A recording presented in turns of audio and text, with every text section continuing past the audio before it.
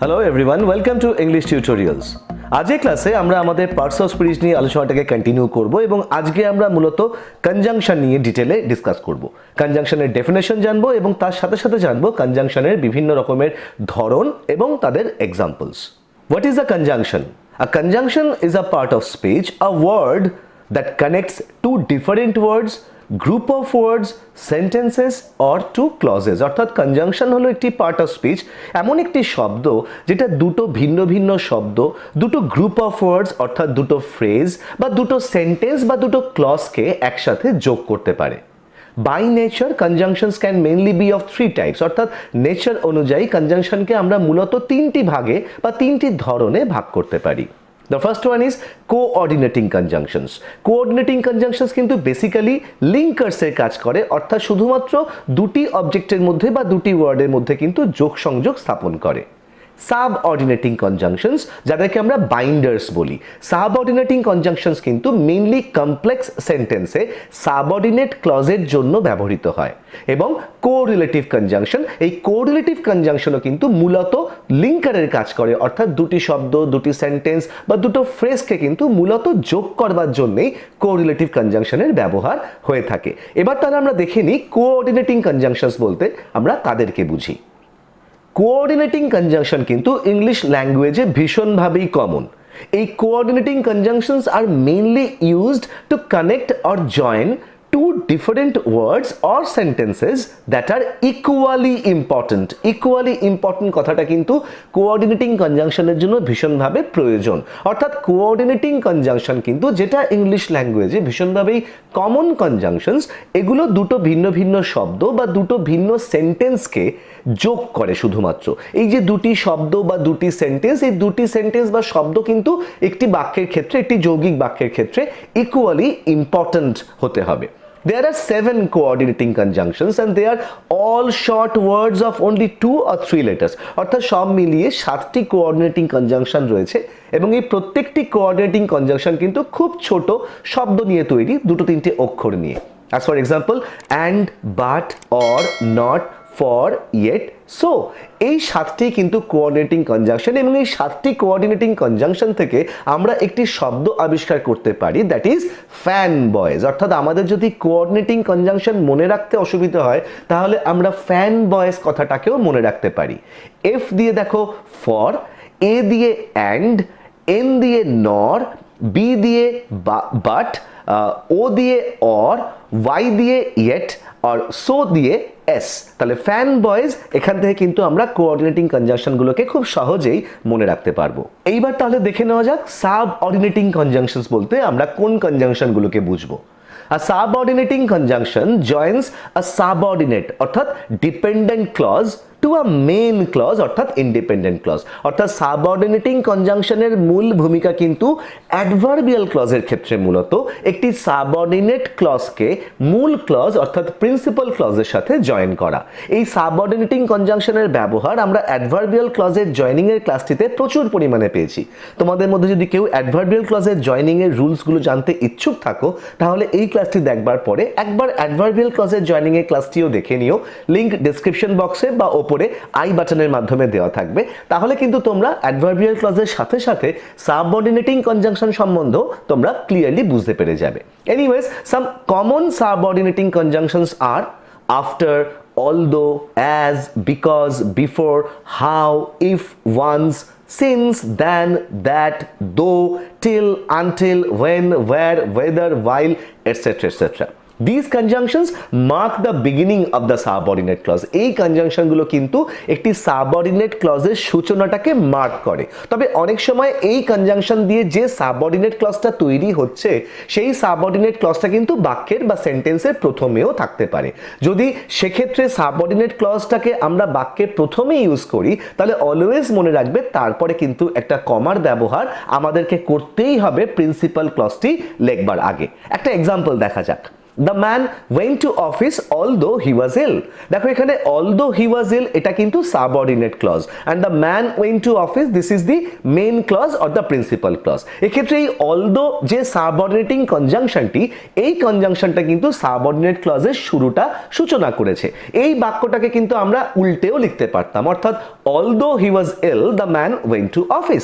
এক্ষেত্রে সাবঅর্ডিনেট ক্লজটা যেহেতু আমরা বাক্যের প্রথমে দিচ্ছি, সেক্ষেত্রে কিন্তু অলদো হি ওয়াজ ইল এর পরে আমাকে একটা কমা দিতে হবে।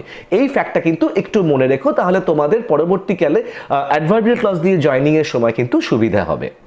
এরপরে আমরা আসবো কোরিলেটিভ কনজাংশনে। Correlative conjunctions are simply pairs of conjunctions used in a sentence to join different words or groups of words in a sentence together। অর্থাৎ কোরিলেটিভ কনজাংশনের ফাংশন কিন্তু প্রথমেই আমরা জেনে গেছিলাম যে এরা কিন্তু লিঙ্কারের কাজ করে, অর্থাৎ শুধুমাত্র জয়েন করে। কিন্তু কোরিলেটিভ কনজাংশন কিন্তু একটাও শব্দ নিয়ে তৈরি হয় না, রাদার পেয়ার্স অফ কনজাংশন, অর্থাৎ দুটো বা তিনটি কনজাংশন দিয়ে কিন্তু কোরিলেটিভ কনজাংশন তৈরি হয়, যে পেয়ারগুলো একটি কনজাংশনের মতন বাক্যে ব্যবহৃত হয় দুটি শব্দকে বা দুটি গ্রুপ অফ ওয়ার্ডসকে বা ফ্রেজকে যোগ করবার জন্য। কিছু example: either or, neither nor, but also, both and, whether or, no sooner than, hardly when ইত্যাদি ইত্যাদি। এক্সাম্পলগুলো দেখে নেওয়া যাক, তাহলে পুরো কনসেপ্টটা ডেফিনেটলি তোমাদের কাছে একদমই ক্লিয়ার হয়ে যাবে। দেখো আইদার অর দিয়ে, either we will go to Puri or we will go to Digha. Neither nor দিয়ে, neither we will go to Puri nor we will go to Digha. Not only but also দিয়ে, he is not only a singer but also a great dancer. He is both a singer and a dancer। অর্থাৎ এই বাক্যে আমরা কোন correlative কনজাংশনের ব্যবহার করলাম না, both এবং and। পরের এক্সাম্পলটি, I am going to do it whether you like it or not। এক্ষেত্রে কোরিলেটিভ কনজাংশন কোন দুটি না, whether এবং or। No sooner had I seen him than I left। এক্ষেত্রে কোরিলেটিভ কনজাংশন কোনটি না, no sooner এবং than। এবং লাস্ট এক্সাম্পলটি, the bell rang hardly when I finished my meal. অর্থাৎ এক্ষেত্রে কোরিলেটিভ কনজাংশন কিন্তু হার্ডলি এবং হোয়েন। দেখো প্রত্যেক ক্ষেত্রে কিন্তু একটি শব্দ বা একটি কনজাংশন নয়, রাদার দুটি শব্দের পেয়ার এক্ষেত্রে এই বাক্যগুলিতে কোরিলেটিভ কনজাংশন হিসেবে ফাংশন করছে। তাহলে কোরিলেটিভ কনজাংশনের পরে এবার আমরা দেখে নেব কনজাংশনকে আমরা আর কি কি ভাগে বা কেমন নামে আমরা জানতে পারি বা তাদের ভাগটা আমরা করতে পারি। কনজাংশনগুলিকে আমরা নিম্নলিখিত ভাগেও কিন্তু ভাগ করতে পারি, তবে এটা একটু মনে রাখা দরকার যে যে ভাগগুলিকে নিয়ে আমরা এক্ষুনি আলোচনা করতে চলেছি এই প্রত্যেকটি ভাগ কিন্তু কোঅর্ডিনেটিং কনজাংশনেরই ভাগ, কিন্তু একটু অন্য নামে অন্য ফাংশন, এদের ফাংশনালিটির উপর ডিপেন্ড করে আমরা এদেরকে আরও 4টি ভাগে ভাগ করেছি। প্রথম ভাগটি কিউমুলেটিভ কনজাংশন। প্রত্যেকটা কনজাংশনের ভাগের থেকে কিন্তু তাদের কাজ সম্পর্কেও আমরা আইডিয়া পেতে পারি। কিউমুলেটিভ কনজাংশন অর্থাৎ কিউমুলেটিভ বা কোপুলেটিভ কনজাংশন কারা না, এরা কিন্তু শুধুমাত্র মিয়ারলি একটা স্টেটমেন্টের সাথে আরেকটা স্টেটমেন্টকে অ্যাডাপ্ট করে। কি এক্সাম্পল হতে পারে না, also, to, as well as, both and, not only but also এবং অ্যান্ড। এই কনজাংশনগুলো অর্থাৎ কিউমুলেটিভ কনজাংশনগুলো ফাংশন কিন্তু শুধুমাত্র দুটি শব্দকে বা দুটি গ্রুপ অফ ওয়ার্ডসকে বা সেন্টেন্সকে একে অপরের সাথে যোগ করা, নাথিং এলস। এরপরেরটি অ্যাডভার্সেটিভ কনজাংশন। নাম থেকেই বুঝতে পারা যাচ্ছে যে অর্থাৎ এই কনজাংশনগুলোর কাজ হবে একে অপরের অ্যাডভার্স হিসেবে। অর্থাৎ adversative conjunctions express opposition or contrast between two statements. অর্থাৎ দুটি স্টেটমেন্ট বা দুটি বাক্যের মধ্যে বৈপরীত্য বা অপোজিশন বা কন্ট্রাস্ট বোঝানোর জন্য কিন্তু আমরা মূলত অ্যাডভার্সেটিভ কনজাংশন ব্যবহার করি। কি কি example? But, still, yet, while, however, although, nevertheless, whereas, notwithstanding, even though ইত্যাদি ইত্যাদি। এরপর আসছে অল্টারনেটিভ কনজাংশন, অর্থাৎ এমন কনজাংশন যেটা কোনো স্টেটমেন্টে অল্টারনেটিভ চুজ করবার জন্য ব্যবহৃত হয়। Alternative conjunctions express a choice between two alternatives. কি কি এক্সাম্পল না, নাইদার নর অর আইদার অর। এরপরে আসছে illative conjunction. The illative conjunctions are used to demonstrate the results of a precedent action. অর্থাৎ ইলেটিভ কনজাংশনের ভূমিকা কি না, ইলেটিভ কনজাংশনগুলোকে আমাদেরকে বাক্যে ব্যবহার করতে হয় আগে ঘটে যাওয়া কোনো ক্রিয়ার ফল বোঝানোর জন্য। কি কি example? So, for, therefore, hence ইত্যাদি এই শব্দগুলোকে কিন্তু আমরা ইলেটিভ কনজাংশন হিসেবে চিনব।